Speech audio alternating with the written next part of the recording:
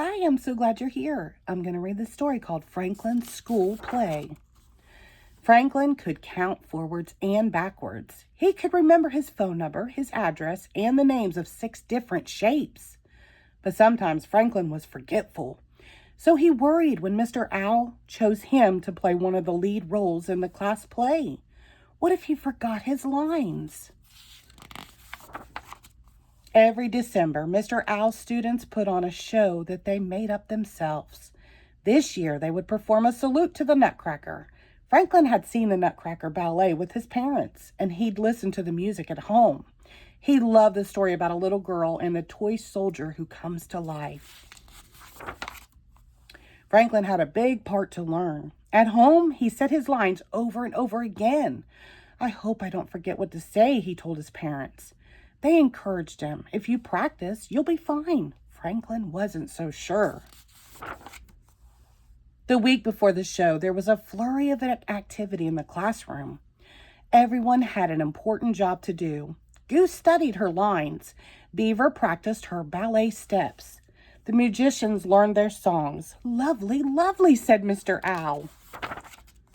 Raccoon was in charge of building the sets.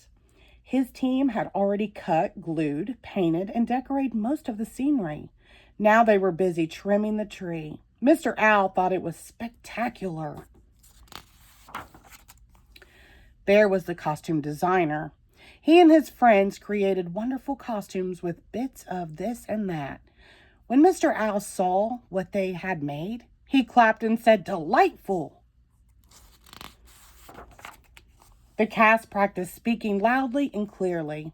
Badger was the stage manager, so she prompted the players when they couldn't remember their lines.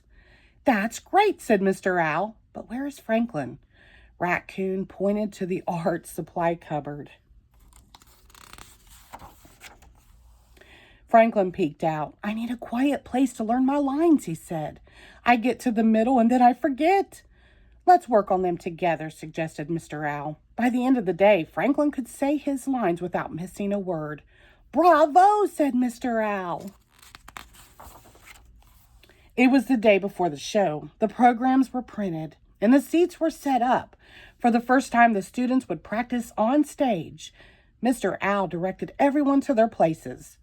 Rabbit thumped his feet in excitement. "Quiet, please," said Mr. Owl. "Curtain time." Franklin went over the lines in his head. The curtain opened. Franklin was silent. Mr. Owl whispered, "It's time to begin." Franklin tried to talk, but his throat was tight. Every time he looked at the empty seats, he was scared. "Psst," said Badger. "I'll tell you what to say." But Franklin didn't need a prompter. He remembered the lines. He just couldn't say them out loud. Mr. Owl talked to Franklin alone. "Maybe you have stage fright," said Mr. Owl. "Try not to think about the audience." Franklin tried 3 more times. But each time the curtain opened, Franklin's mouth stayed closed. He didn't want to give up, but they were running out of time. So Franklin asked Mr. Owl if he could switch places with Badger. She could play the Nutcracker Prince because she knew all the lines. They started again. Badger couldn't be heard at the back of the room. Mr. Owl nudged Franklin. "Why don't you help her out?" Franklin stood on stage beside Badger. "Try saying your lines like this." Franklin spoke in a booming voice.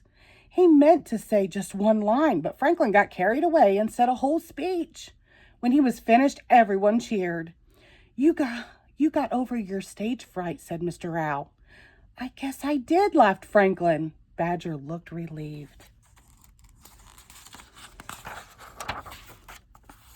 The next night, when the curtain opened, Franklin saw his family sitting in the front row. He took a deep breath. Oh, Franklin's first words were soft and raspy. "Keep going," he told himself. And he did. Franklin acted so well that he almost believed he really was the Nutcracker Prince. It was a marvelous show. After the finale, the audience gave the class a standing ovation. Franklin and his friends bowed 4 times. And that night, after a hot cocoa by the fire, Franklin pasted the show program into his scrapbook. It was a night he wanted to remember forever. The end. Thank you.